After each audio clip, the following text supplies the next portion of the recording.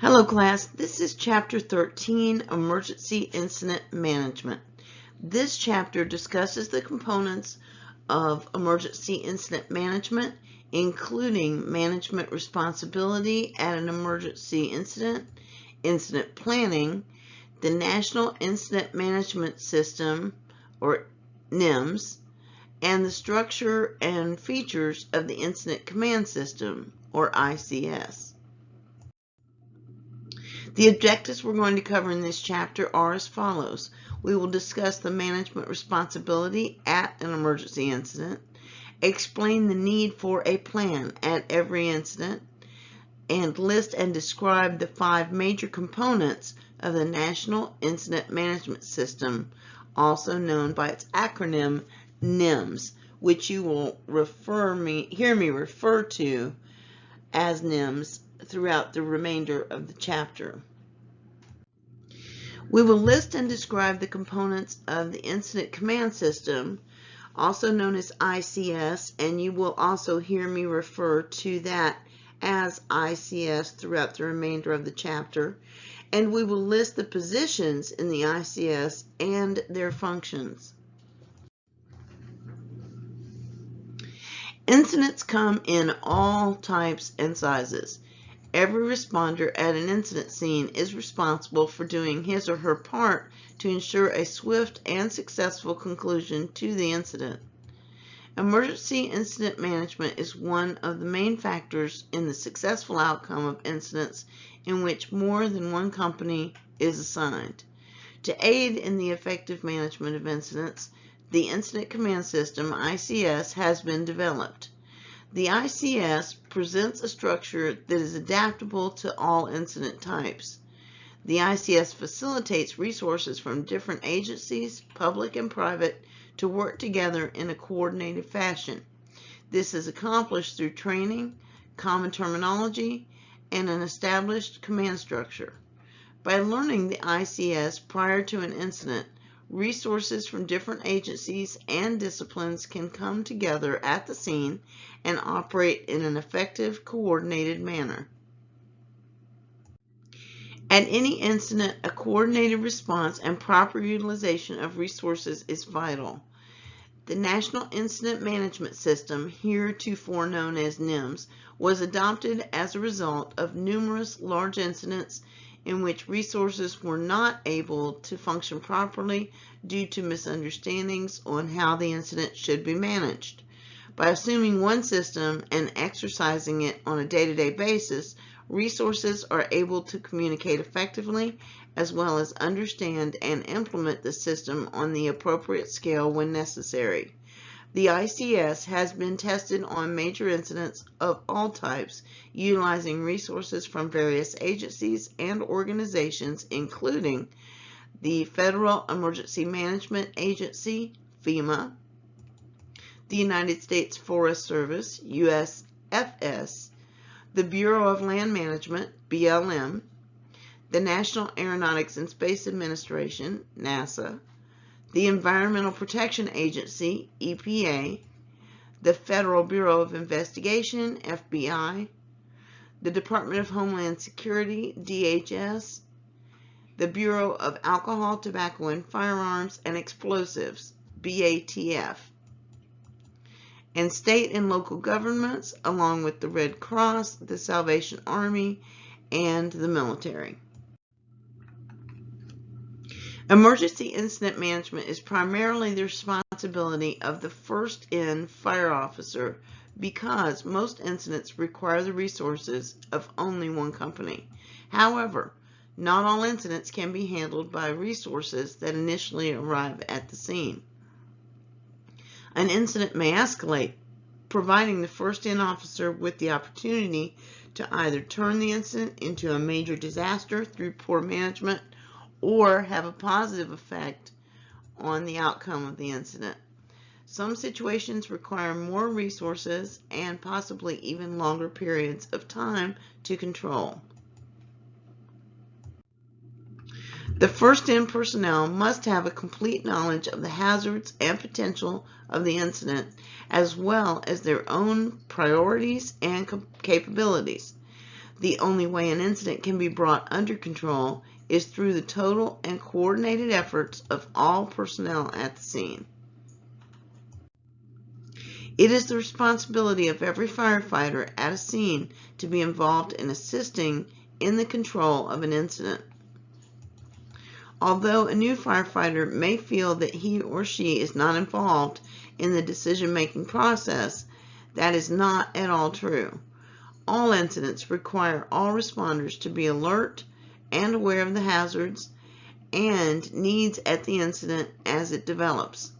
Since your actions at the incident have a direct impact on its outcome, you need to be aware of the decision-making process and be capable of participating in it. Again, every incident must have a plan. The plan must be formulated to achieve effective utilization of resources and resolve the incident with as little further damage as is possible. Objectives are the first item to establish when forming an incident action plan. Objectives are defined as something towards which an effort is directed, an aim or end of action, or a goal. If there is no clearly defined goal in mind for the incident, it cannot be determined how to achieve the goal, nor can progress toward the goal be measured. Objectives will differ depending on the incident. For example, in a hazardous materials incident, the objectives may be to control the spread of the material, whereas in a wildland incident, the objectives may be initially to protect structures in the fire's path and then effect control. Objectives must be clearly stated and understood, as well as being measurable and attainable. Now let's discuss strategy. The next step in the formulation of the plan is to determine the strategies necessary to achieve the objectives. Strategy is the art of devising plans to achieve a goal or objective. From a firefighting standpoint, strategy may be defined as the method used to coordinate the tactical operations of units to achieve the desired incident objectives. All of the strategies must support the objectives. Strategies are based on the size up of the incident, objectives, strategic priorities, and mode of attack selected. Tactics are the actions taken to achieve the strategies. Examples of tactics would be performing an interior search, ventilation, and advancing hose lines to an interior of a structure. Now let's discuss size up. To take into account all the factors that are required to come up with a plan of action, the first-in officer will need to size up the incident. In his book, Firefighting Tactics, author Lloyd Lehman presents the process of size up. He defines size up as a mental process requiring the incident commander, IC, to perform the following steps. A. Determine the facts when the alarm is received. B. Examples of those facts include the time of day, the weather, the address and location of the incident, and what type of occupancy is involved. Next, size up begins even before units arrive on scene. This is information you get from witnesses who called in the incident and information you get from dispatch. And pre-planning is also part of the size up function. You've heard me mention about how important it is to get to know your jurisdiction and literally every nook and cranny in it. This is an ideal example of why that is so important. If proper pre-incident planning and inspection was previously conducted, many facts about the occupancy involved will already be known, should already be known. Next, anticipate probabilities. Probabilities are the likelihood of what may be involved in the reported incident. For example, a small brush fire on a hot, windy summer day will probably spread quickly. Next, assess your own situation. This refers to the actual situation facing the firefighter. For example, you may be in a situation where the ladder truck is in the shop for repairs when the building on fire is higher than the longest ladder available on scene. Next, you will be confronted with a wide variety of situations throughout your career, and you must be prepared to think clearly and act decisively in all of them. Make a decision. In order to determine the best course of action under the given circumstances, the firefighter will need to consider the facts, probabilities, and his or her own situation. This is the time to determine the objectives, strategies, and tactics. If the strategy is too conservative, the incident could exceed beyond control measures. If it is too liberal, resources might be wasted and unavailable if another incident were to occur. Next, plan the operation. This is when tactics are put into action. The IC communicates the plan to the resources at the scene, and they begin the attack. Resources report back with their progress, and the IC continues to evaluate and reevaluate the plan. Let's discuss incident planning. Size up does not stop when the plan is put into operation. When resources report their progress and the IC observes what is happening, the process starts over again with new facts. As the facts, probabilities, and a firefighter's own situation change, there will have to be new decisions and adjustments to the plan of operation. The person who wishes to become an effective IC will go back over the size-up process after the incident and evaluate where improvements could be made. A group critique of the operations performed, also known as an after-action review or AAR, is a good idea. This review examines what went right and what went wrong. When approached in a positive way, the people involved can be honest, and the AAR can be used as a training tool. When you arrive at a scene, you may not have enough resources to have any direct effect on the incident at the time. One thing that you can do, however, is give a comprehensive size-up that will help your supervisor determine what incident's resources needs are going to be.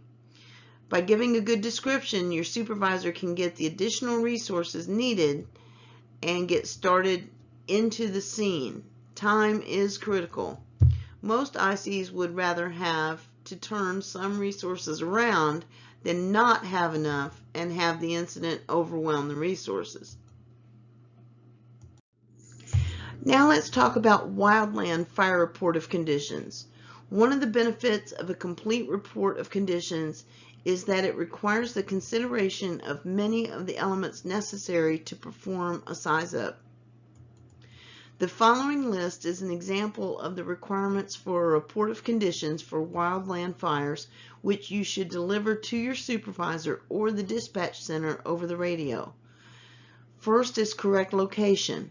Since reports of wildland fires come in from passerby or persons who see smoke from a distance, it is important to give a corrected location whenever possible. This may require you to give directions to other units responding to the scene. Next is size. You should report the current size of the fire by the number of acres involved. Give your best estimate. Next is fuel type. To determine the type of additional resources that may be necessary, it is critical to identify the type of fuel burning. You also need to consider slope and aspect. The slope of the hill that the fire is on significantly affects its rate of spread. A fire out in the flats is not going to spread nearly as rapidly as a fire at the toe of a slope. The slope also affects the type of resources needed. A steep slope may not allow pumping equipment to be used without putting in hose lays. Slopes that are too steep or rocky for dozers or hand crews to operate will necessitate an indirect attack. Aspect is the relationship of the slope to the points of the compass. A fire on a south-facing slope tends to have lighter fuel loads and have the sun shining on it for most of the day. The fuels will also be drier, causing them to burn more rapidly. The north-facing slopes tend to have heavier fuels and do not get as much sun. Next is rate of spread. The rate of spread is given as slow, moderate, or rapid. The higher the rate of spread, the more difficult the fire will be to contain, and more control line will have to be put in place due to its increased size. Next is exposures. The exposures should be specified as to the number and type. Exposures consist of structures and other improvements such as power poles. Now let's talk about weather conditions. Wind has an absolute direct effect on the spread of wildland fires. They tend to spread rapidly with the wind slowly against it. Then there's the potential of the fire. Is the fire going to be easy to control, or is this going to be a major operation? Will resources be needed for a couple of hours or a couple of days? And then there are additional resource needs. Using your best estimate, what additional resources are needed to control the fire? Resources from outside your own department can require a 4 to 8 hour lead time. Something very important to bear in mind. And always, if you need help, ask for it. As we mentioned before, any IC would rather turn resources around and send them back to station or back to positioning point rather than being behind in a situation and in a mad scramble to get enough resources. Next are objectives.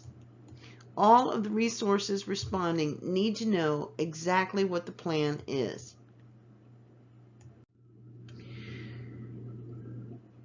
Now let's talk about structure fire report of conditions. In the size up or report of conditions of a structure fire, many of the considerations are the same as for wildland fires.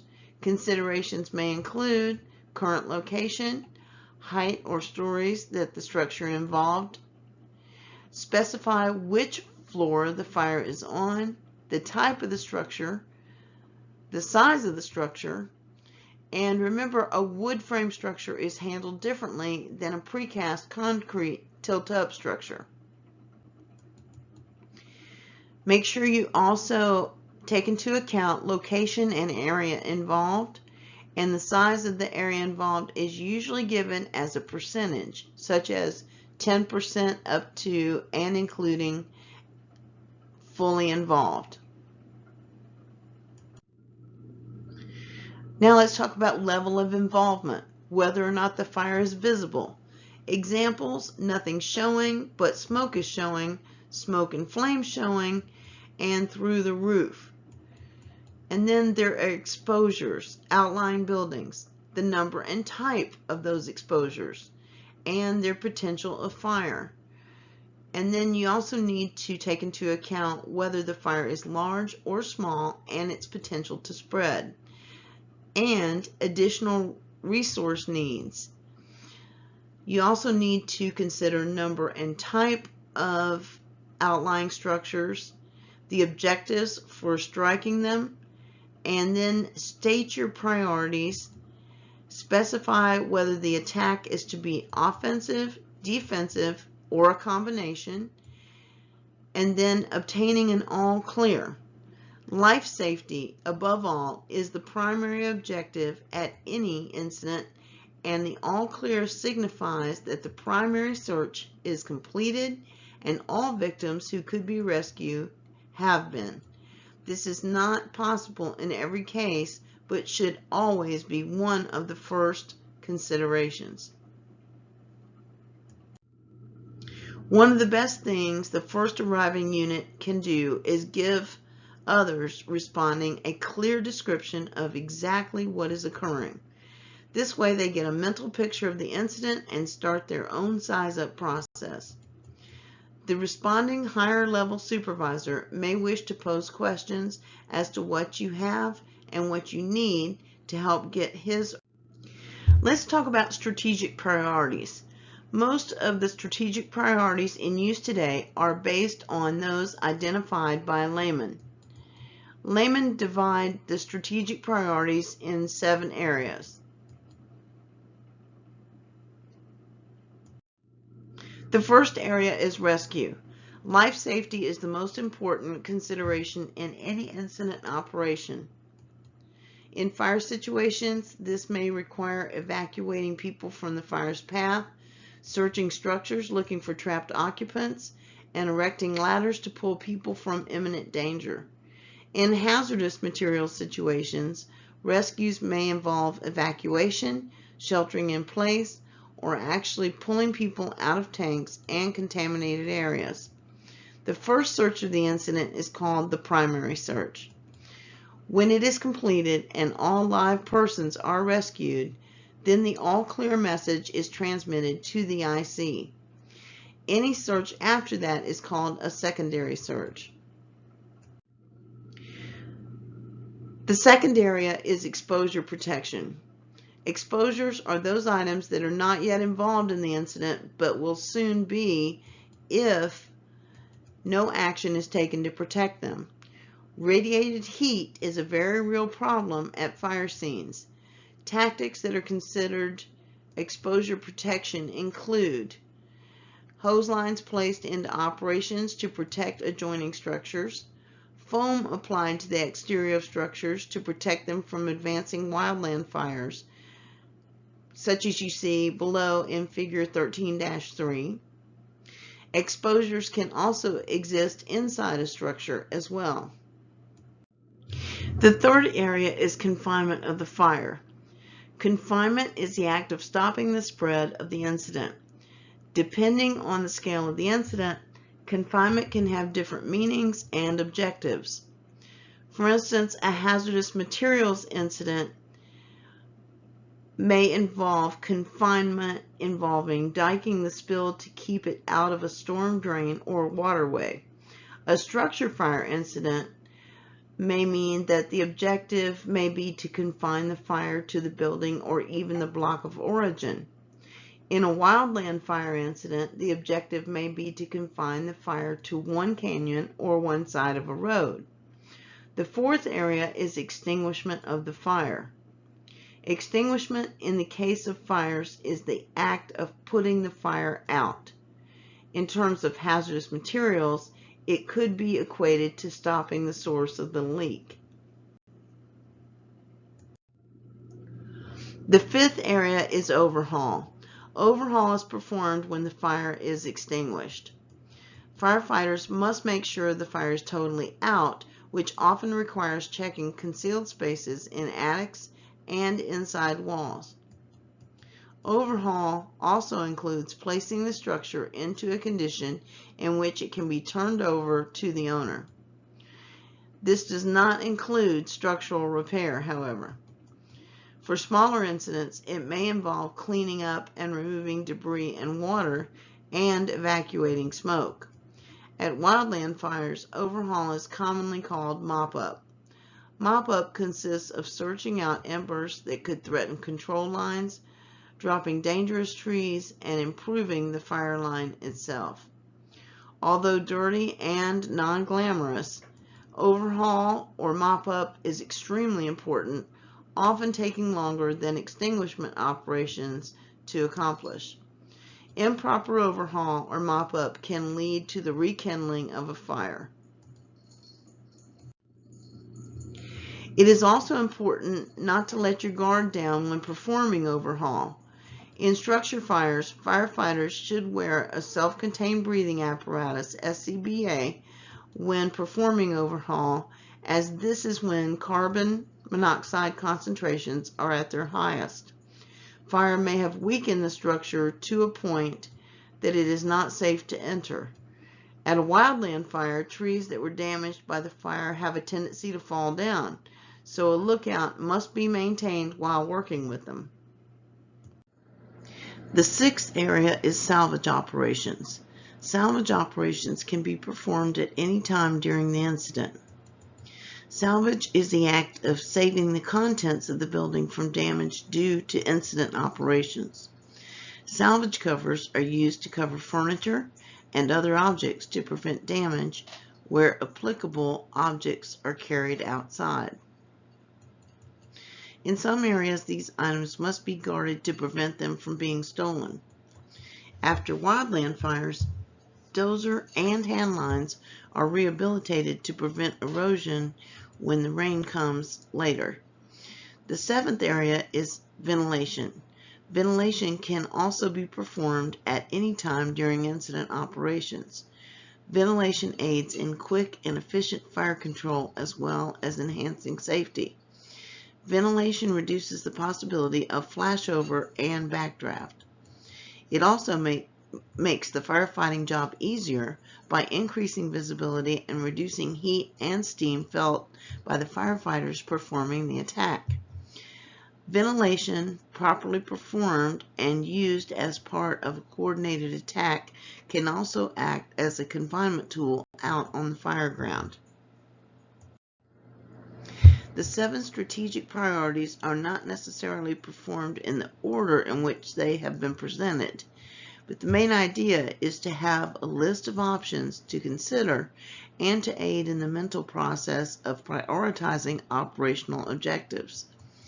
The common abbreviation for layman's strategic priorities is RECEOSV, or RECEOSV. Now let's talk about modes of attack.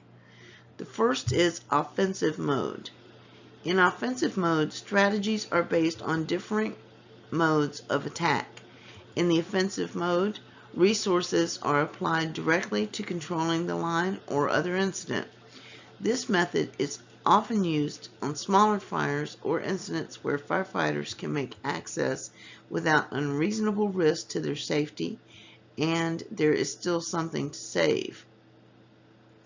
There have been instances where rescuers have lost their lives on incidents that were essentially body recovery. The IC must constantly be aware of the risks versus benefits of actions taken at an incident.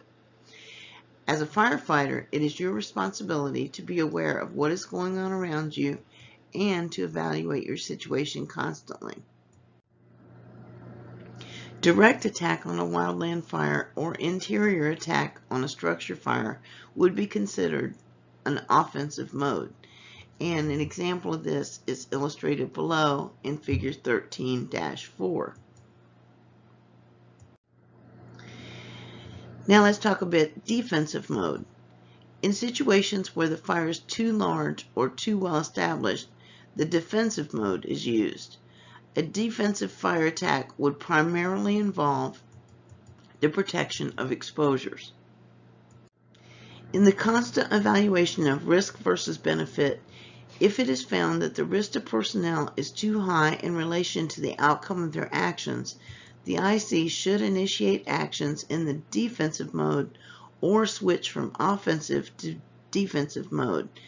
An example of this is shown below in figure 13-5. Examples of situations that pose too much risk to personnel include 1.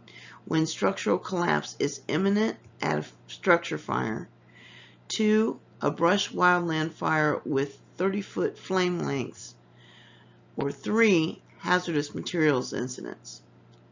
Typically handled in defensive mode is in the initial stages until the material and its hazards can be identified. Now let's discuss combination mode. There are situations where both offensive and defensive modes may be used in a combined attack, and this is a mode that is designed to help control an incident. This must be carefully coordinated as the combination mode requires good communications between incident command and the suppression resources and among suppression resources themselves. Good communication is required to avoid one group adversely affecting the safety or operations of the other. Combined attacks are often used on large wildland incidents. A direct attack will be made on the slow-moving parts of the fire, while an indirect attack will be made on the rapidly moving parts. They may also be used to add structure protection. The flanks of the fire will be attacked directly or indirectly to establish perimeter control. Other resources may be assigned within the 5-mile perimeter, protecting structures as the fire moves past. The sole function of resources assigned to perform structure protection is to protect the structures in the fire's path directly. Combination attacks require careful coordination and should not be used for interior attack structural firefighting. The introduction of hose streams into a ventilation hole or other opening may reverse the outflow of smoke and heat, causing injury or death to interior attack forces. Now let's discuss tactics. Tactics are the direction and employment of resources to achieve set objectives. Engine companies are usually involved at the tactical level of firefighting. Once the objectives are determined and communicated and the strategies are selected, the individual companies can employ the tactics necessary to achieve the objectives. Some examples of tactics would be to perform ventilation to control fire spread, or putting in a dozer line and then backfilling to slow the head of a wildland fire. Now let's discuss tasks. Tasks are jobs that should be completed in a specified period of time and are necessary to achieve the tactics required by the incident plan. Most new firefighters will initially be expected to operate on the task level. An operation such as advancing a hose line into a burning structure requires the execution of several tasks. One of the first would be, of course, to don the SCBA. Another would be taking the hose line from the apparatus and stretching it out. Even a simple tactic is made up of a good number of tasks. It is very important that the firefighter master these tasks, as efficiency and proficiency lead to incident effectiveness. To look at this whole process and how each part is related, let's look at a relatively simple but common fireground operation, that being the scene of a structure fire with one bedroom involved. The objectives would be to ensure life safety and confine the fire to the room involved, causing as little property damage overall as possible. The strategies would be primarily search and interior attack in an offensive mode. The tactics would be to ventilate the roof, advance a hose line through the front door, attacking the fire line at its seat, conduct the search, and then perform salvage. Some of the tasks involved would be to don SCBA, ladder the roof, cut the ventilation hole, advance the hose line, search the structure, remove any occupants, attack the seat of the fire, and so on. The effort of numerous personnel would be required to bring this incident to a swift and successful conclusion. Even an incident of this small size requires a plan with closely coordinated management and effective communications among all of the personnel involved. A lack of coordination could result in injury. For example, if one company directs its hose stream into a window while the other company is advancing its hose line through the interior attack personnel will get steam burns. If things do not go as planned and the incident switches to the defensive mode, it will become even more complex. Without a well thought out plan of operation, a simple incident like this one can easily turn into a minor disaster. All of the firefighters at the scene must be aware of how the operation is proceeding. If the plan is not working, the objectives, strategy, and tactics will have to be changed to take into account the whole new situation. Communication is one of the key elements in this situation. The IC needs to communicate the plan to the company commanders, and the company commanders must communicate their portion of the plan to their companies. An example of that communication you see below in figure 13-6. Operations should not proceed until all participants have a clear understanding of their responsibilities. However, this does not mean that personnel with their knowledge of strategic priorities and tactics would need lengthy instructions. The IC tells the company commander to make an interior attack and primary search.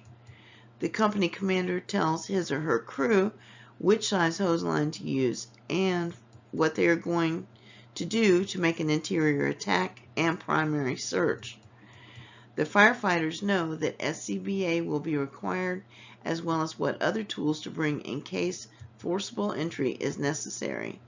So see, it is not necessary to dictate every single aspect of their responsibilities. They know what they are. Your job, or the IC's job, is to lay out the overall attack plan.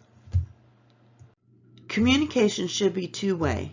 The IC not only needs to communicate decisions to the company commanders, but must also receive information from them in return. At an incident of any size much larger than a vehicle fire, the IC cannot see all of the incident. In a structure fire, obviously, the IC cannot see through the walls of the structure. At a wildland incident, the fire may be spread over many acres, even extending over the backside of a hill or into a canyon. On large wildland incidents, the incident command post may be actually miles from the incident. When an objective is met, the IC may have other work for the involved company and needs to know that the company is available. If some part of the plan is or is not working, it must be communicated back to the IC. When the operation is going wrong, the plan must be amended to correct the deficiencies. The IC cannot make these decisions if not informed of the necessity for change. The need for two-way communication could be demonstrated if we looked again at the previously mentioned bedroom fire. For instance, the truck company is told to ventilate the roof. The engine company is waiting to perform interior attack once the hole is completed. If truck company officer does not notify the IC that the ventilation operation is completed, the engine company will be waiting at the door for the order to advance its line. Once the hole is completed, the IC may want the truck company to start salvage operations. Without two-way communication, the operations are slowed down and inefficient use is made of resources. And at worst, the fire develops to the point where it is beyond the capabilities of the resources at the scene, or, God forbid, someone is seriously injured. Now let's do a little overview.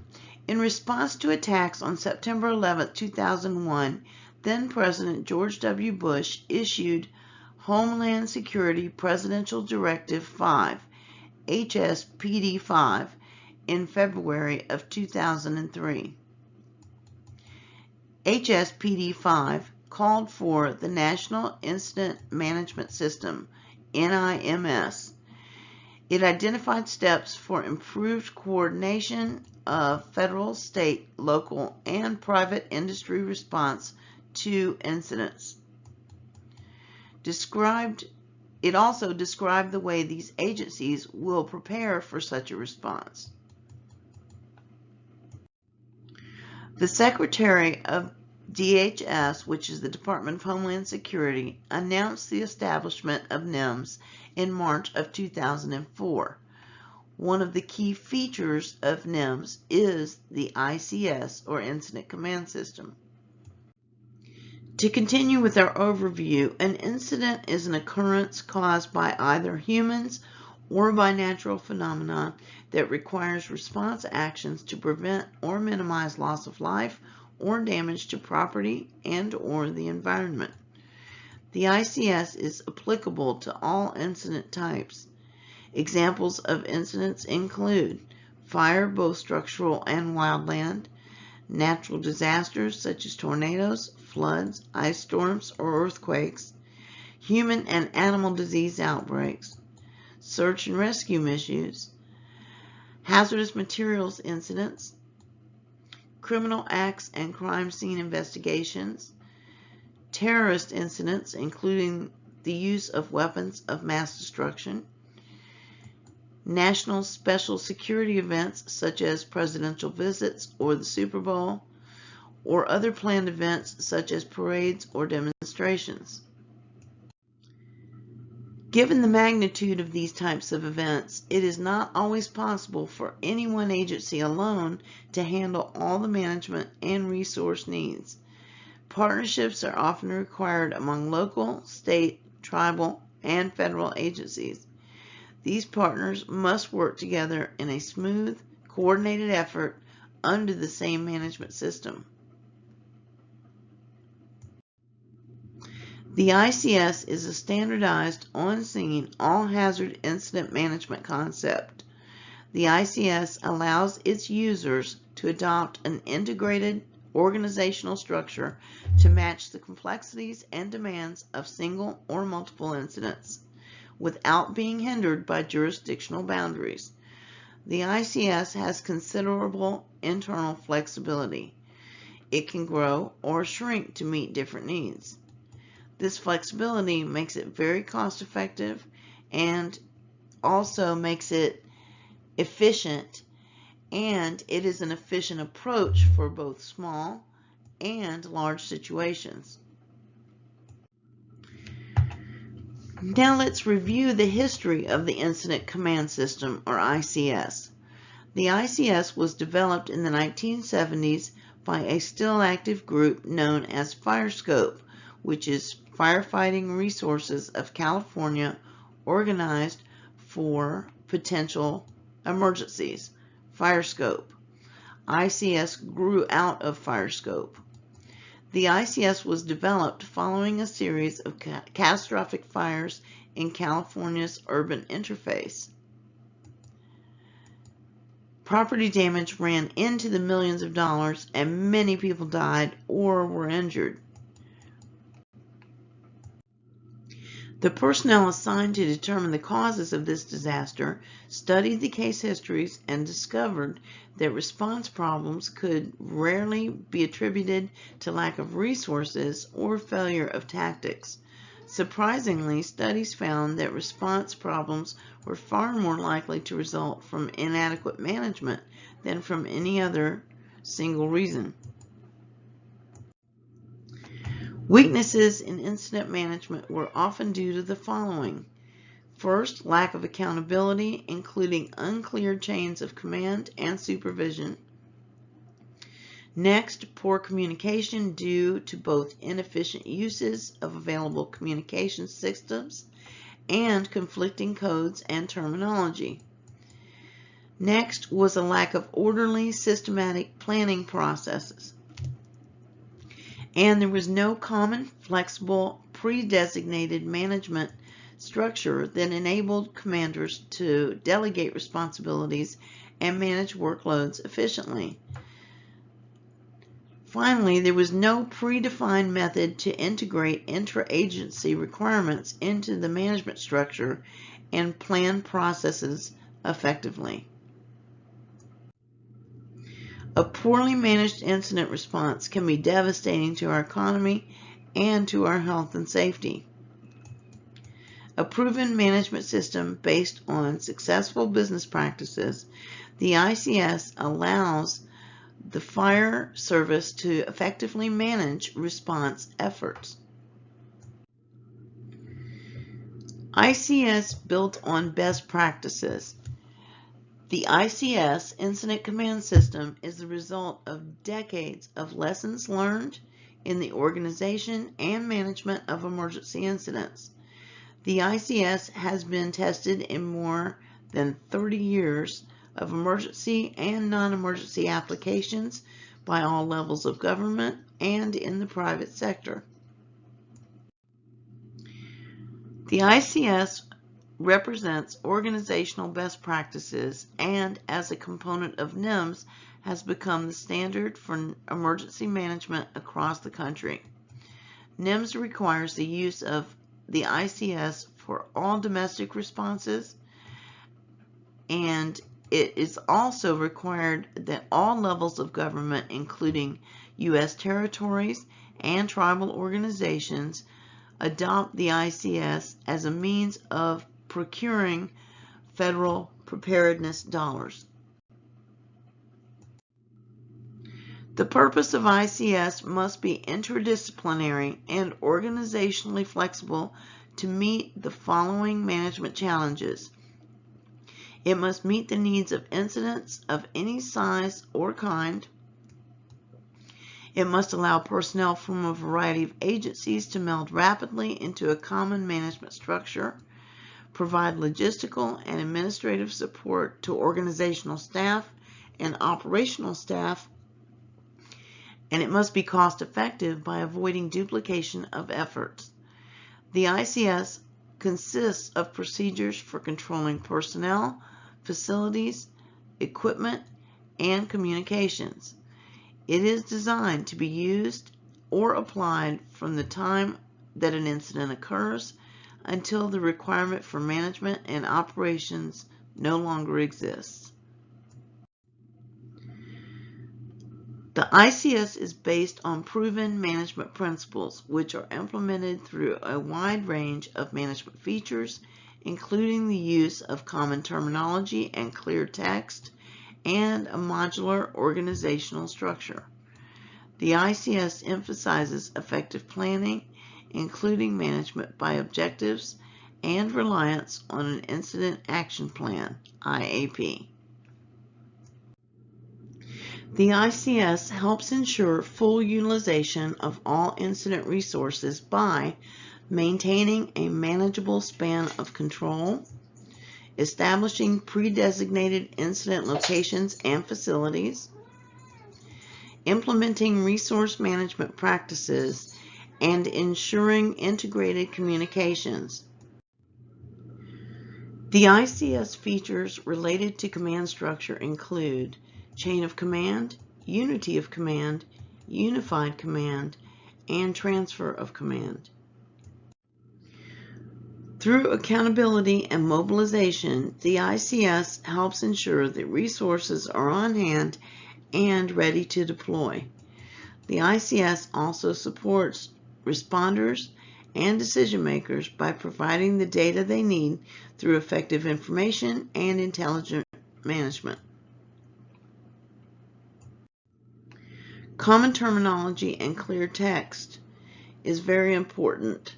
This allows the ability to communicate within the ICS clearly, and that is absolutely critical. Using common terminology and clear text is, as I said, essential because it ensures the ability to communicate effectively, and all communications are in plain English. Critical part of an effective multi-agency incident management system is the ability to speak in clear text. No 10 codes or call-out codes, etc. All that does is muddy the waters, and nobody knows exactly what they're supposed to be doing. Whereas in clear English, everybody knows exactly what they're supposed to do. Do not use radio codes, as I mentioned, agency-specific codes, or even jargon. The ICS establishes common terminology.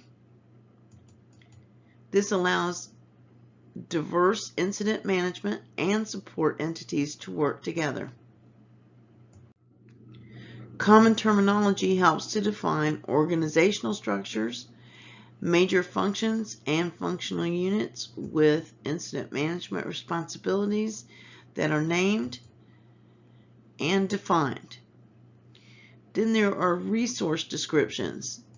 Major resources such as personnel, facilities, and equipment and supply items are given common names and are typed or categorized by their capabilities.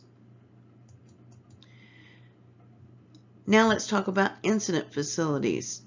Common terminology is used to designate incident facilities.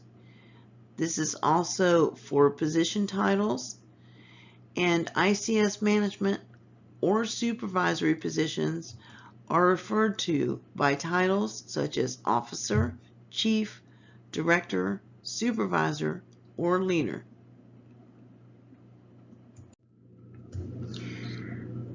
Now let's talk about modular organization. The ICS organizational structure develops in a top-down modular fashion that is based on the size and complexity of the incident, the specifics of the hazard environment created by the incident. As incident complexity increases, the organization expands from the top down as functional responsibilities are then delegated. The ICS organizational structure is flexible. When needed, separate functional elements can be established and subdivided to enhance internal organizational management and external coordination. As the ICS organizational structure expands, the number of management positions also expands to address the requirements of the incident. In the ICS, only those functions or positions necessary for a particular incident will be filled. If one person can manage all of the major functions on a small incident, such as a car crash into a tree with one victim, no further organization needs to be implemented. Positions that are not assigned are assumed by the next higher level of management. In other words, if you are the IC and you do not assign an operations chief, then you are also the operations chief. Now let's discuss management by objectives. All levels of a growing ICS organization must have a clear understanding of the functional actions required to manage the incident. Management by objectives is an approach used to communicate functional actions throughout the entire ICS organization. It can be accomplished through the incident action planning process, which includes the following steps. Understand agency policy and direction. Assess incident situation. Establish incident objectives. Select appropriate strategy or strategies to achieve objectives. Perform tactical direction, such as in applying tactics appropriate to the strategy, assigning the right resources, and monitoring their performance. Also, you must provide necessary follow-up. In other words, changing strategy or tactics, adding or subtracting resources, etc. The first objective for all incidents is to provide for responder and public safety. The term responder should be used instead of firefighter because there are usually more than just firefighters responding to and taking action at the incident. There may be responders from law enforcement, emergency medical services, EMS, and possibly others. Now let's discuss reliance on an IAP, which is an Incident Action Plan. In the Incident Command Structure, ICS, considerable emphasis is placed on developing effective IAPs. An IAP is an oral or written plan containing general objectives reflecting the overall strategy for managing an incident. An IAP includes the identification of operational resources and assignments and may include attachments that provide additional direction. Every incident must have a verbal or written IAP. The purpose of this plan is to provide all incident supervisory personnel with direction for actions to be implemented during the operational period identified in the plan. IAPs include the measurable strategic operations to be achieved.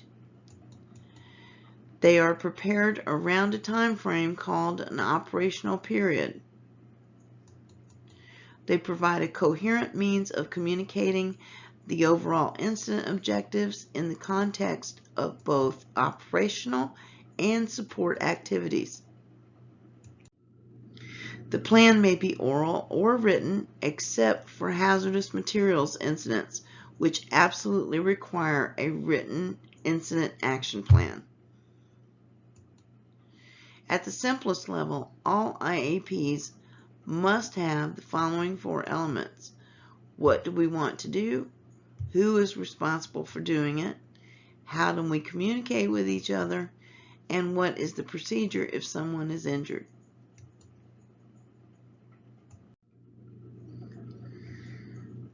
Now let's talk about the manageable span of control. Span of control pertains to the number of individuals or resources that one supervisor can manage effectively during an emergency response, incident, or special event. Maintaining an effective span of control is particularly important on incidents where safety and accountability are a top priority. The type of incident, nature of the task, hazards and safety factors, and distances between personnel and resources all influence the span of control considerations. The number of reporting elements one can effectively manage on incidents may vary from 3 to 7, and a ratio of 1 supervisor to 5 reporting elements is recommended. If the number of reporting elements falls outside of this range, expansion or consolidation of the organization may be necessary. There may be exceptions, usually in lower risk assignments or where resources work close to each other. Let's discuss pre-designated incident locations and facilities. Incident activities may be accomplished from a variety of operational locations and support facilities.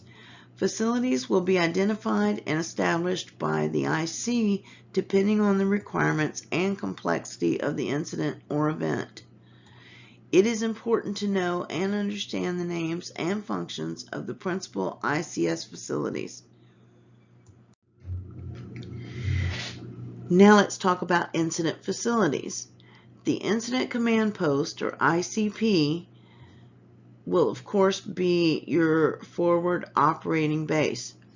The location from which the IC oversees all incident operations takes place at the ICP. Generally, only one ICP for each incident or event is required, but it may change, and it may change locations during the event. Every incident or event must have some form of an ICP. The ICP may be located in a vehicle, a trailer, a tent, or a building.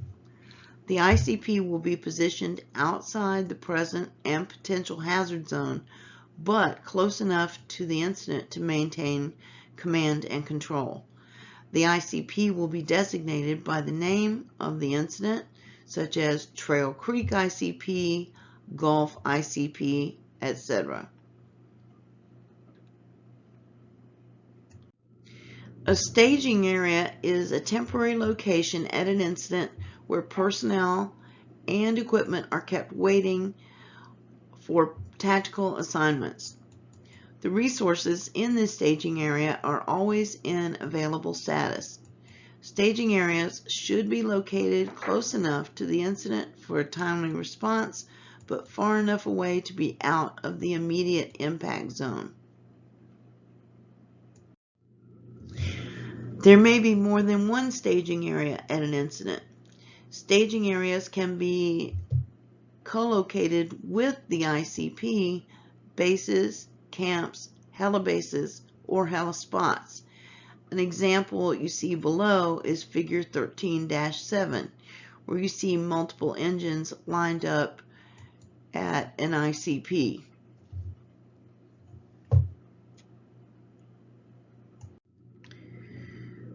Now let's talk about a base. A base is the location from which primary logistics and administrative functions are coordinated and administered.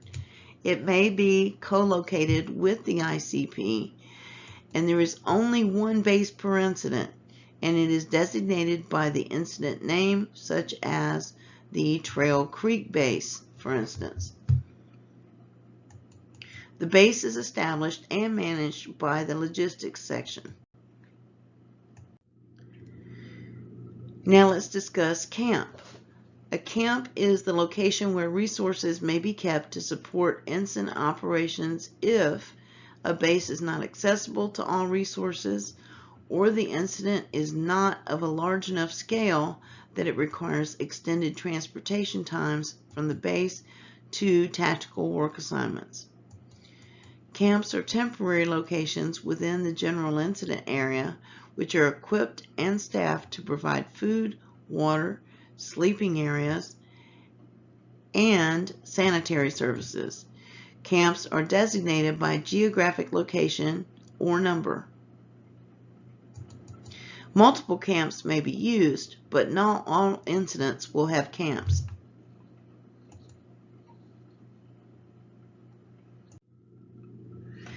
Now let's discuss a helibase. A helibase is the location from which helicopter-centered air operations are conducted. An example below is figure 13-8, where you see multiple helicopters staged. These are generally on a more long-term basis and include services such as fueling and maintenance. The helibase is usually designated by the name of the incident, such as the Trail Creek helibase. Helispots are temporary locations at the incident where helicopters can safely land and take off.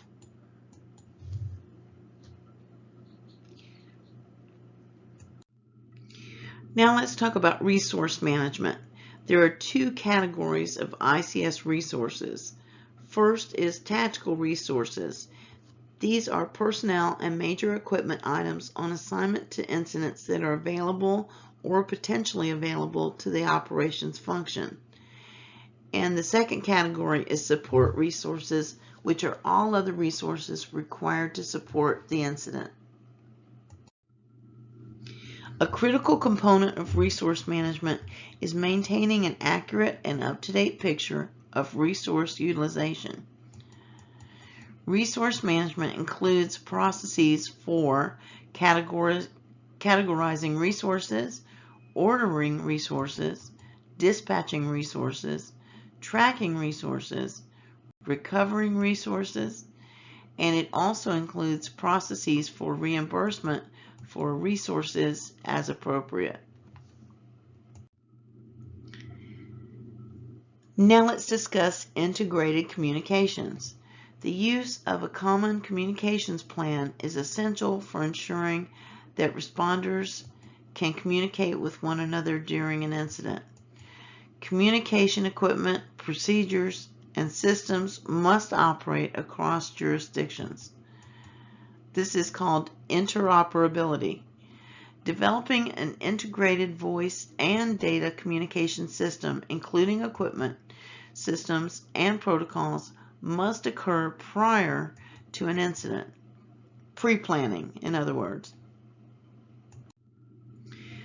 Effective ICS communications include the following three elements: modes, which is the hardware system that transfers information; planning, which is planning for the use of all available communication resources; and three is networks, the procedures and processes for transferring information internally and externally. Let's discuss chain of command and unity of command. In the ICS, chain of command means that there is an orderly line of authority within the ranks of the organization, with lower levels subordinate to and connected to higher levels. Unity of command means that every individual is accountable to only one designated supervisor to whom he or she reports at the scene of an incident. These principles clarify reporting relationships and eliminate the confusion caused by multiple conflicting directives. Incident managers at all levels must be able to control the actions of all personnel under their supervision. Although orders must flow through the chain of command, members of the organization may directly communicate with each other to ask for or share information. There are two ways to carry out the command function: a single command where the IC has complete responsibility for the incident management, or a unified command where responding agencies and/or jurisdictions with responsibility for the incident share incident management overall. Now let's discuss unified command. A unified command may be needed for incidents involving multiple jurisdictions, a single jurisdiction with multiple agencies sharing responsibility, multiple jurisdictions with multi-agency involvement, such as the example you see below in Figure 13-9. A unified command allows agencies with different legal, geographic, and functional authorities and responsibilities to work together effectively without affecting individual agency authority, responsibility, or accountability. Under a unified command, a single coordinated IAP will direct all activities. The ICs will supervise a single command and the general staff organization and also speak with one unified voice. Now let's talk about transfer of command. The process of moving the responsibility for incident command from one IC to another is called transfer of command. Transfer of command may take place when A more qualified person assumes command, B, the incident situation changes over time, resulting in a legal requirement to change, C, changing command makes good sense. In other words, an incident management team takes command of an incident from a local jurisdictional unit due to increased incident complexity. Or there is a normal turnover of personnel on long or extended incidents, such as to accommodate work and rest requirements. Another instance is the incident response is concluded and incident responsibility is then transferred back to the home agency. The transfer of command process always includes a transfer of command briefing, which may be oral, written, or a combination of both. Once the predetermined time for transfer occurs, a formal transfer of command takes place. This usually happens during an incident shift, change briefing. Now let's discuss accountability. Effective accountability during incident operations is essential at all jurisdictional levels and within individual function areas. Individuals must abide by their agency policies and guidelines and any applicable local, tribal, state, or federal rules and regulations. The following guidelines must be adhered to. First, check-in. All responders, regardless of agency affiliation, must report in to receive an assignment in accordance with the procedures established by the IC. Second, response operations must be directed and coordinated as outlined in the IAP. Third, unity of command. Each individual involved in incident operations will be assigned to only one supervisor. Fourth is span of control. Supervisors must be able to supervise and control their subordinates adequately, as well as communicate with and manage all resources under their supervision. Last but not least is resource tracking. Supervisors must record and report resource status changes as they occur. Now let's talk about mobilization. At any incident or event, the situation must be assessed and response planned. Resources must be organized, assigned, and directed to accomplish the incident objectives. As they work, resources must be managed to adjust to changing conditions. And believe me, they will change constantly. Managing resources safely and effectively is the most important consideration at an incident. Therefore, personnel and equipment should respond only when requested or when dispatched by an appropriate authority. Information and intelligence management. The analysis and sharing of information and intelligence is an important part of the ICS. The incident management organization must establish a process for gathering, sharing, and managing incident-related information and intelligence. Intelligence includes not only national security or other types of classified information, but also other operational information such as risk assessments, medical intelligence, e.g. surveillance of hospitals and other medical providers for occurrences of certain types of reportable diseases such as smallpox, for example, weather information, geospatial data, structural designs, toxic contaminant levels, utility and works data.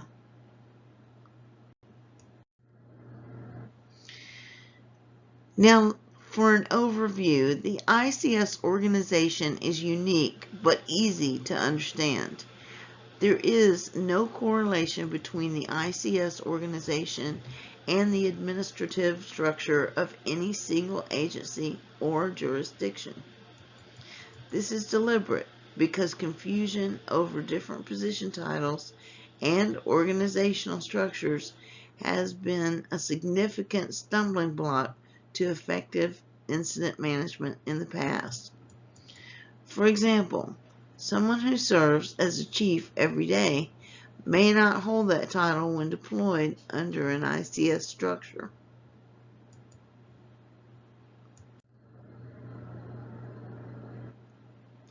Now let's talk about performance and management functions.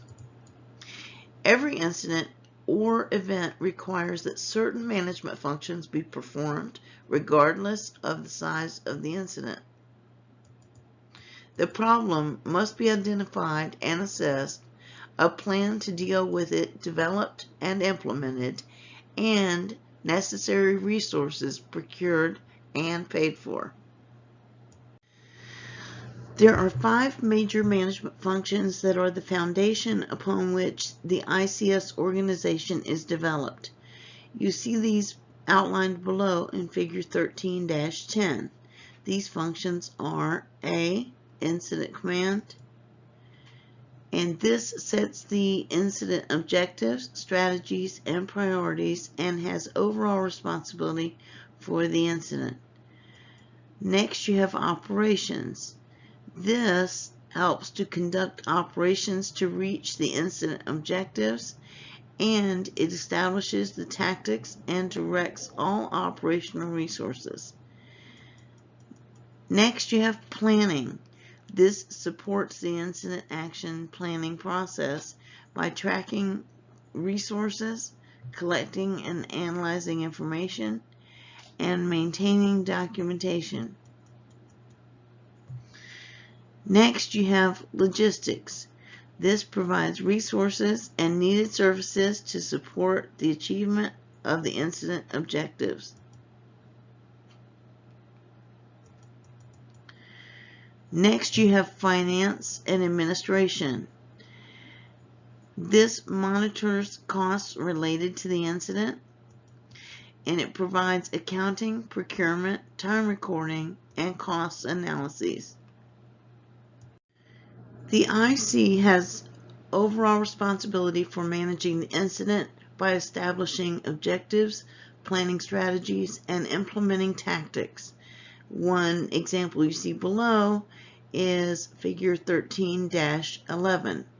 The IC is the only position that is always staffed in ICS applications.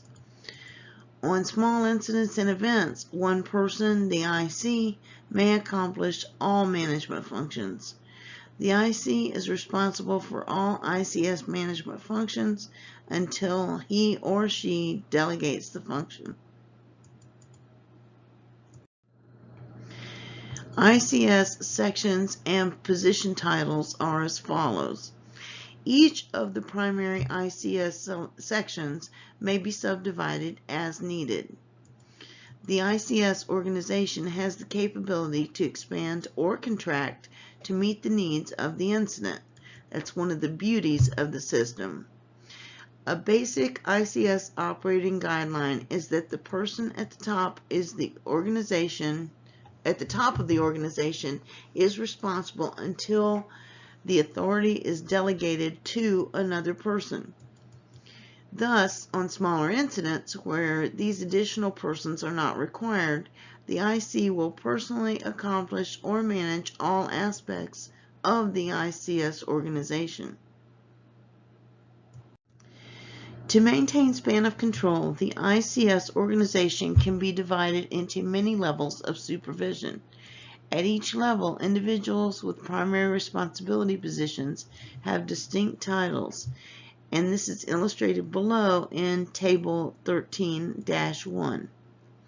And as you can see, you have the different organizational levels, the titles, and their support positions. Using specific ICS position titles serves the following three important purposes. 1.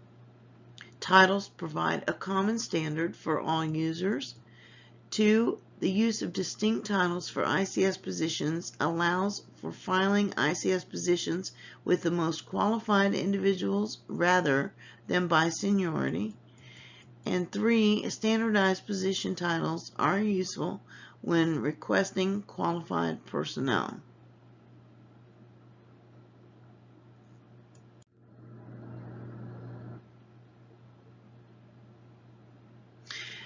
Incident commanders' roles and responsibilities are as follows. The IC has overall responsibility for managing the incident by establishing objectives, planning strategies, and implementing tactics. The IC must be fully briefed and should have a written delegation of authority. Initially, assigning tactical resources and overseeing operations will be under the direct supervision of the IC. Personnel assigned by the IC have the authority of their assigned positions regardless of the rank they hold within their respective agencies. Additionally, the IC is specifically responsible for 1. Ensuring incident safety, 2. Providing information services to internal and external stakeholders, 3. Establishing and maintaining liaison with other agencies participating in the event. Next, the IC may appoint one or more deputies, if applicable, from the same agency or from another agency and/or jurisdiction. Deputy ICs must be qualified as the IC. Now let's discuss selecting and changing ICs. As incidents expand or contract, change in jurisdiction or discipline may become more or less complex. Command may change to meet the needs of the incident. Rank, grade, and seniority are not the factors used to select the IC. The IC is always a highly qualified individual trained to lead the incident response.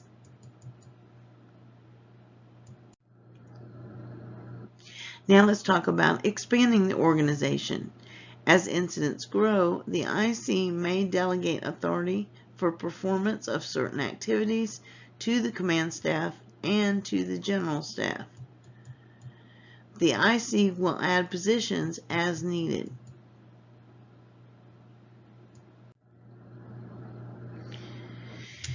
Here is an example of an ICS organization chart.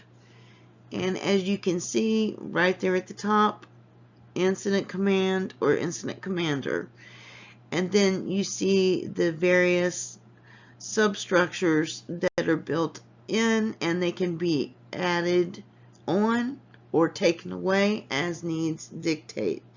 So this is a good example of expanding the ICS organization, where you might start off with one person, and as the incident grows, so does the ICS organization. And then as the incident is scaled back, of course, these positions are pared down and ultimately removed. Now let's talk about command staff. Depending upon the size and type of incident or event, it may be necessary for the IC to designate personnel to provide information, safety, and liaison services for the entire organization. In the ICS, these personnel make up the command staff. These consist of, first, the Public Information Officer, who serves as the conduit for information to internal and external stakeholders, including the media or other organizations seeking information directly from the incident or event. Next, you have the Safety Officer, who monitors safety conditions and develops measures for ensuring the safety of all assigned personnel. And then finally, you have the Liaison Officer, who serves as the primary contact for supporting agencies assisting at an incident. The command staff all report directly to the IC. Now let's discuss general staff. Expansion of an incident may also require the delegation of authority for the performance of the other management functions. The people who perform the other 4 management functions are designated as the general staff. The general staff is made up of 4 sections: operations, planning, logistics, and finance/administration, and it reports directly to the IC. It is the only position that reports directly to the IC. Now let's discuss ICS section chiefs and deputies. The person in charge of each section is designated as a chief. Section chiefs have the ability to expand their section to meet the needs of the situation. Each of the section chiefs may have a deputy or more than one if necessary.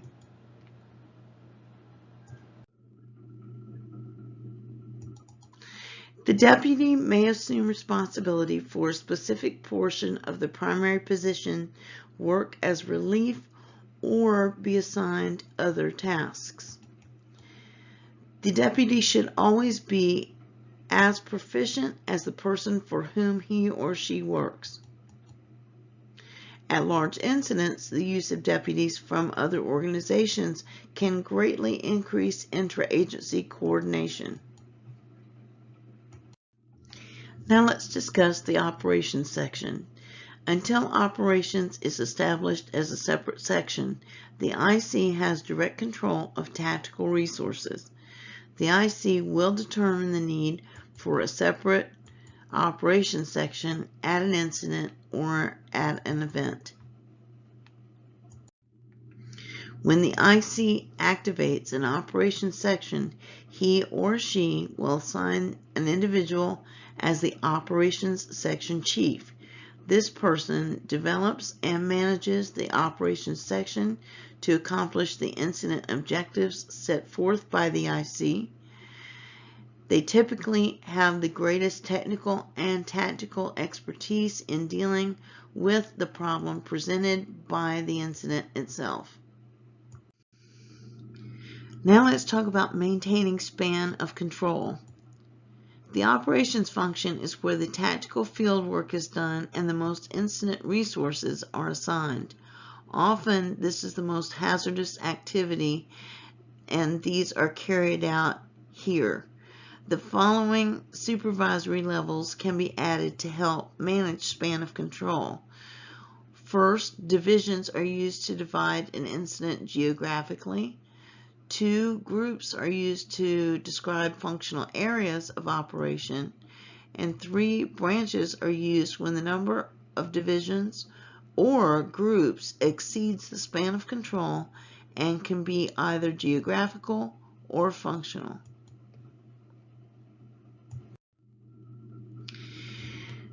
Below you see an example of the ICS organization as a whole. You see the operations section and the branches and each of the divisions underneath. This is the operations section in which branches are established.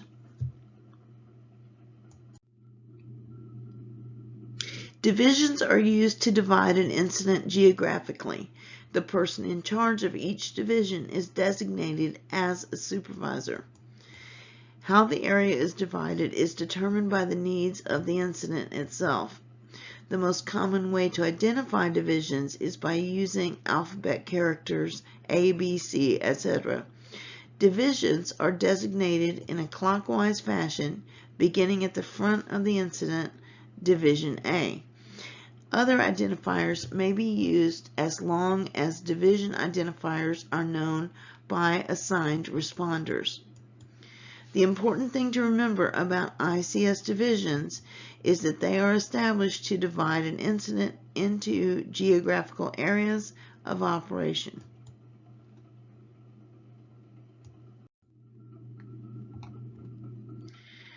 Groups are used to describe functional areas of operation.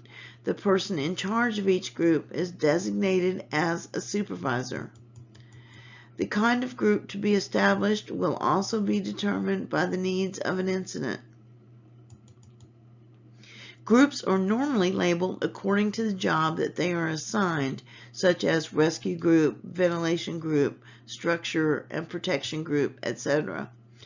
Groups will work whenever their assigned task is needed and are not limited geographically, and they may work across division boundaries.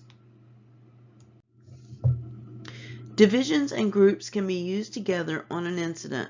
They are at an equal level in the organization itself.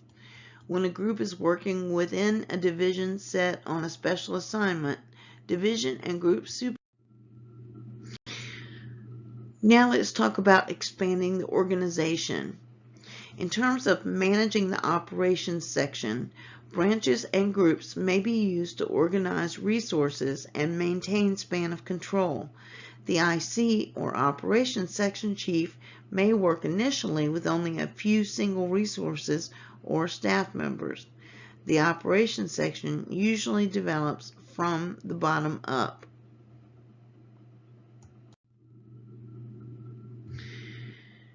As far as task forces are concerned, a combination of mixed resources with common communication operating under the direct supervision of a leader, such as shown here in figure 13-14, can be This can be versatile combinations of resources, and their use is encouraged.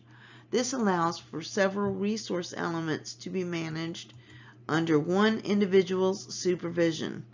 This lessens the span of control of the supervisor. One example is 2 fire engines and a water tender are placed under one task force leader. Now let's talk about strike teams.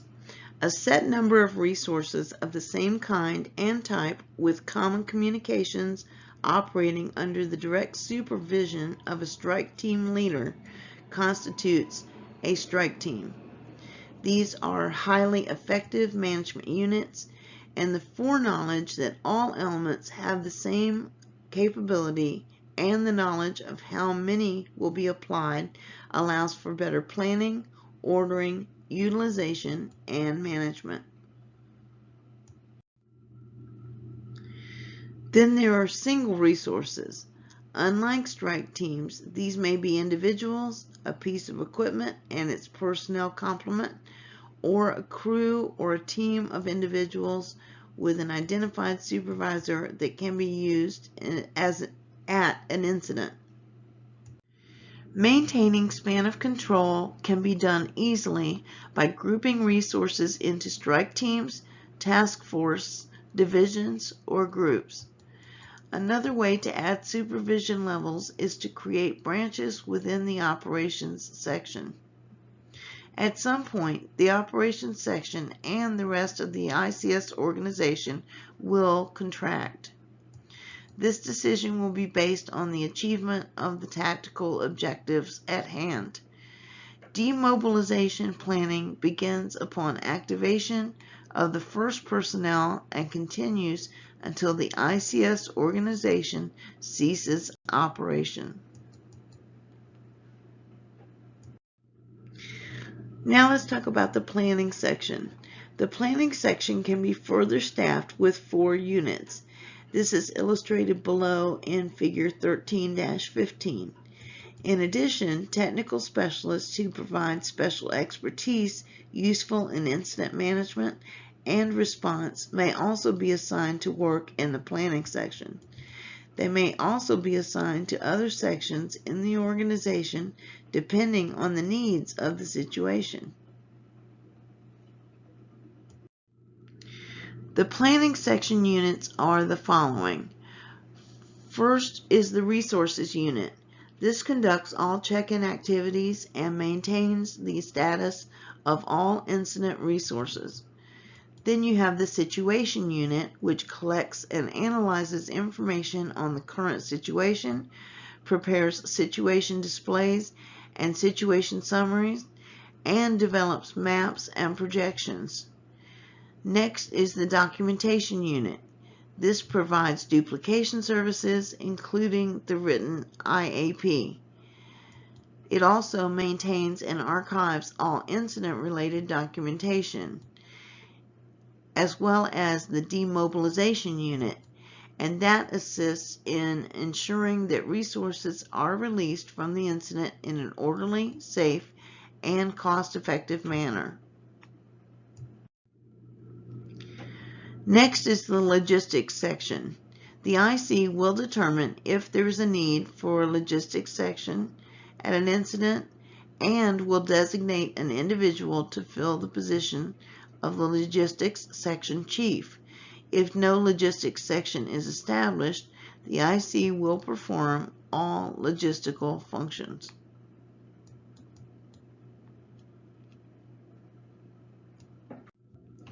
The size of the incident, complexity of support needs, and the incident length will determine whether a separate logistics section is established. Additional staffing is the responsibility of the logistics section chief. The logistics section is responsible for all of the services and support needs, including ordering, obtaining, maintaining, and accounting for essential personnel, equipment, and supplies.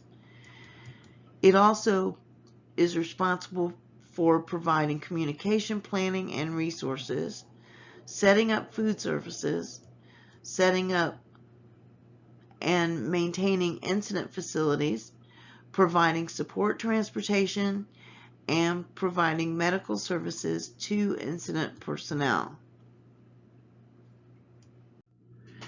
The logistics section can be further staffed by 2 branches and 6 units. You will see this illustrated below in Figure 13-16. Not all units are required. They are based on need. Titles of units are descriptive of their responsibilities. The logistics service branch can be staffed to include a communication. The logistics support branch can be staffed to include the supply unit, which determines the type and amount of supplies needed to support the incident. Services that are non-expendable equipment and orders, receives, stores, and distributes supplies. Then there's the facilities unit. This is responsible for setting up and maintaining incident facilities. It also provides managers for the incident base and camps, and is responsible for facility security and facility maintenance services such as sanitation, lighting, and cleanup. Next is ground support unit. This prepares for the transportation plan and arranges for, activates, and documents the fueling and maintenance of assigned ground transportation. It also arranges for the transportation of personnel, supplies, food, and equipment.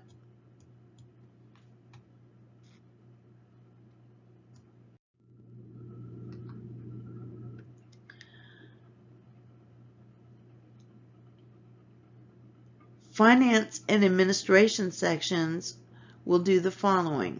The IC will determine if there is a need for a finance and administrative section at the incident. If so, the IC may designate an individual to fill the position of the finance/administration section chief. If no finance or administration section is established, the IC will perform all finance functions. The Finance and Administration section is set up for any incident that requires incident-specific financial management. The Finance and Administration section is responsible for contracting, negotiation and monitoring, timekeeping, cost analysis, compensation for injury or damage to property. More and more larger incidents are using a finance/administration section to monitor costs overall, whereas smaller incidents may also require certain finance and administration support. For example, the IC may establish 1 or more units of the finance and administration section for such things as procuring special equipment, contracting with a vendor, or making cost estimates for alternative response.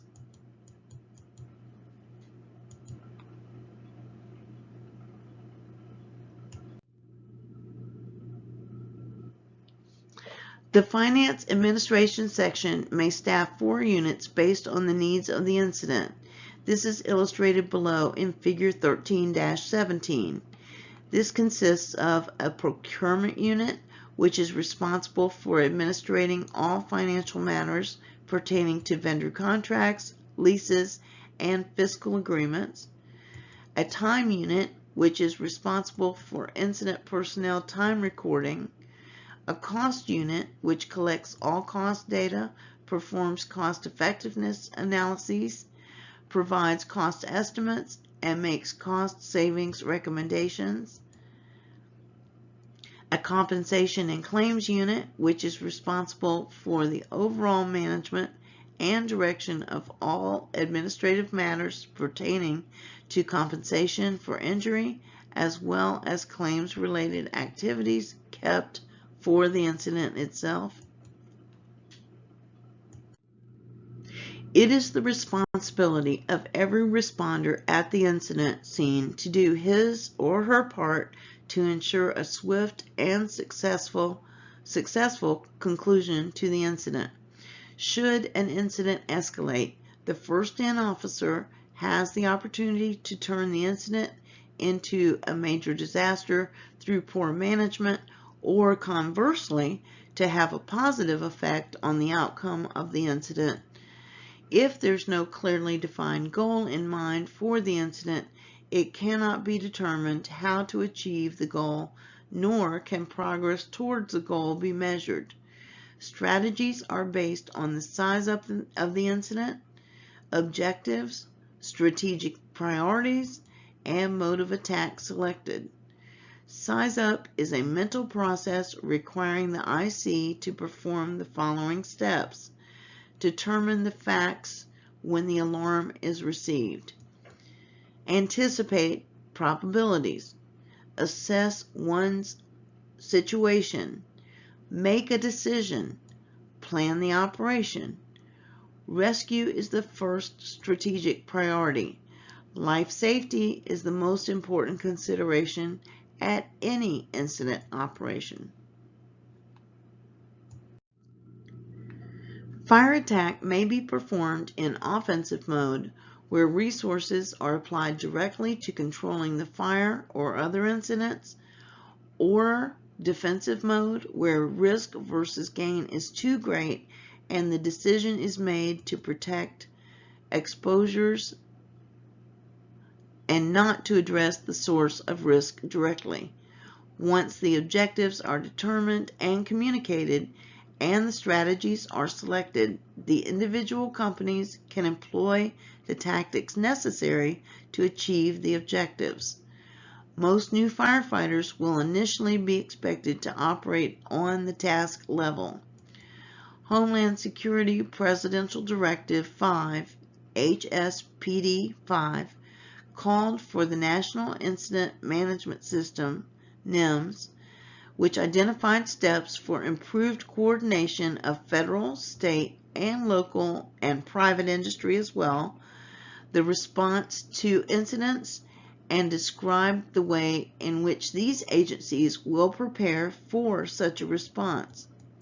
An incident is an occurrence that requires response actions to prevent or minimize loss of life or damage to property and or the environment. The Incident Command System, ICS, was developed following a series of catastrophic fires in California's urban interface. The ICS is a proven management system based on successful business practices, and it is the result of decades of lessons learned in the organization and management of emergency incidents.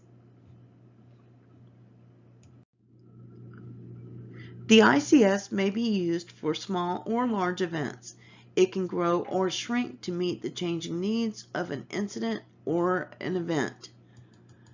ICS principles are implemented through a wide range of management features, including the use of common terminology and clear text, and a modular organizational structure.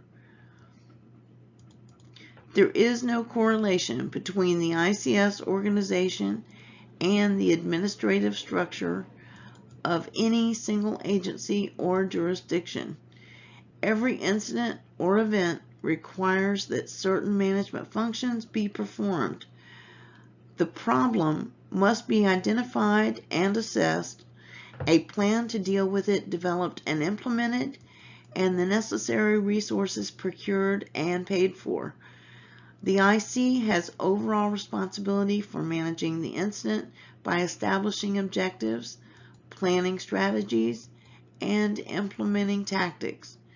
As incidents grow, the IC may delegate authority for performance of certain activities to the command staff and to the general staff.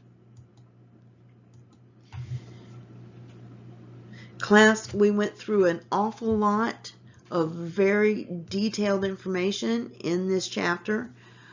Please take the time to review all of this very carefully, and I would suggest going through the slide presentation again, consulting any notes you've taken, and or consulting the notes that are included in the slide presentation itself. Also make sure that you take these slide presentations and correlate them with the text itself, so you have a good comprehensive understanding of everything that was covered in this chapter and in all chapters. Thank you so much for your time and attention, and we will see you next class.